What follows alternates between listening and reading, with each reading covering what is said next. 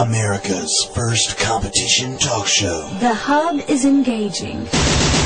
Talk life. You can take a picture of something you see. Good day and welcome to America's first competition talk show. I am Joel Aaron, your host. High atop the Capitol Grill overlooking at Buckhead in Atlanta, Georgia. It is Wednesday, April 7th, 2010. I'm joined by Jessica, Jamie, Barry, and Lee on the panel today. And all week long, we'll have a face-off debate a little bit later in this first segment to talk a little bit about an issue going on in the news right now. We'll pair off Jessica against Barry and see which one can duke it out to be the crown achiever of the week. And we need your votes on YouTube for that.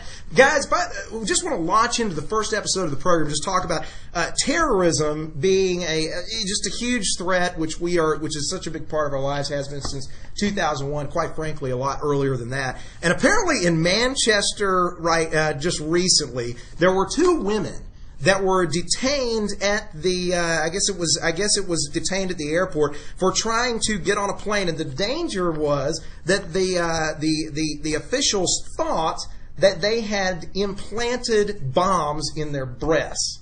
You remember the boxer briefs bomber back in January? We had Umar Abdul, whatever the hell his name was. We had him, and then we had these guys. We have now apparently Al-Qaeda has figured out how to juice things up a bit, and we have the busty bombers.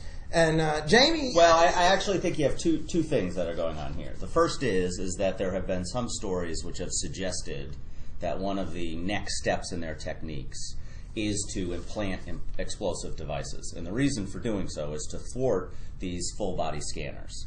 You have, additionally, an incident where some women who were Muslim refused to go through such scanning. So the question then becomes, do you have a conflict where you have passengers who are refusing screening coupled with a realistic concern that they may in fact be not simply affixed to your body or in your luggage, but in point of fact beneath your skin on your body? Yeah, well, I mean, it was like we were saying off air before we got started. I mean, basically it is, do you piss off the terrorists or do you save the plane?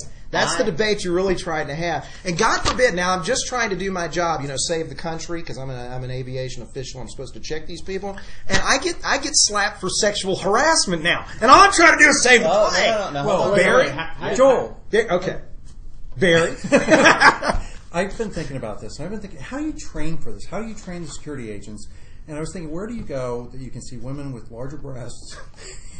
How do you detonate a breast bomb? How do you detonate a breast? Well, the larger breasts that are easily visible that you can determine are they good or not. And I was thinking strip clubs. The Cheetah, the Dollhouse, Tattletales.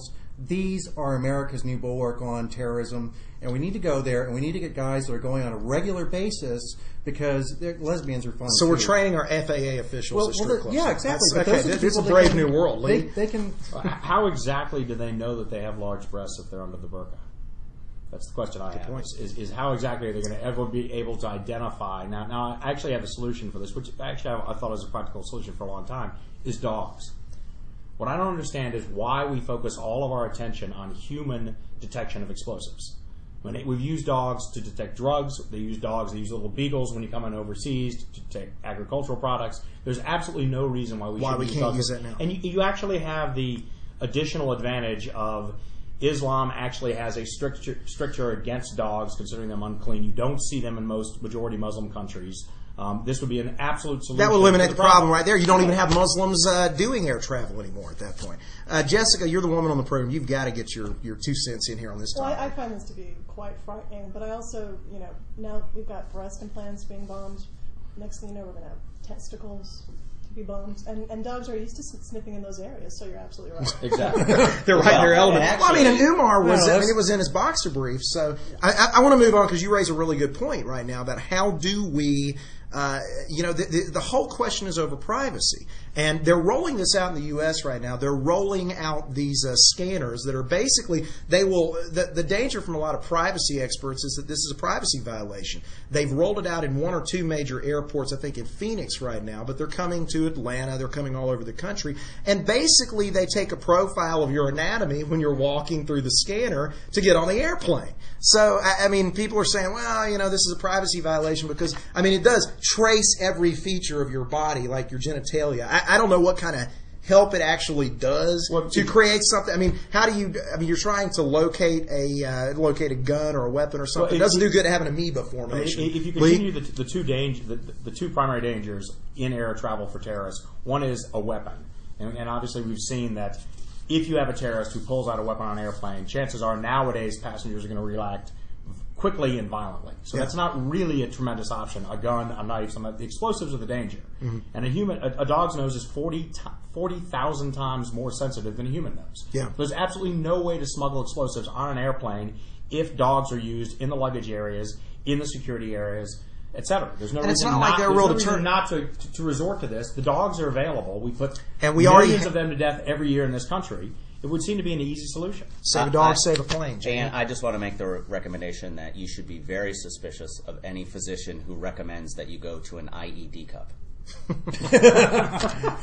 right, this is the final word. Do we want the final word? I mean, it's basically the question is how do we protect privacy and maintain security, Jessica? I don't think you can. I think if these two women who declined to go on the plane, they should not go on the plane. And they should find other means of transportation. It's because of Muslims. What, a camel? Well, sizable thing. It's the fear factor. You don't know what's happening. Yes.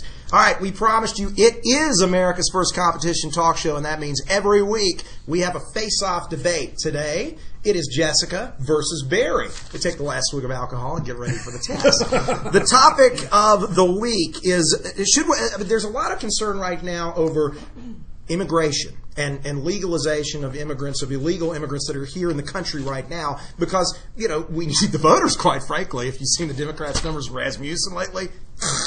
So here's the point. Should we even be worried about planes as much as our southern border? And here's the question. How do you fix illegal immigration in this country? Is it even really a real threat? 90 seconds on the clock, 45 seconds per person. Barry, you get the first word. Go. I think it is a very real threat. It is the biggest threat to this country, if you think about it, because eventually the Al-Qaeda, the terrorists, they're going to get nuclear weapons, and our borders are unsecure. People can get them in here through the border, and all the illegal alien, all the illegal immigration is just a cover for it. It makes it worse. We should be mining the borders. I have no problem mining the borders. I could see that. But there's another issue with just the illegal aliens, and we should not be doing amnesty. We need interior enforcement. But it is a serious threat. It is the most serious threat to this country that people can come in across the border, and we know that terrorists are coming in. We know people from countries that are restricted are coming in, and they're making more money to bring in the terrorists that way. And it's more of a serious threat than repealing portions of McCain-Feingold, is to the voter blocks right now, because I ain't the voters in. All right, Jessica, 45 seconds on the clock. Go.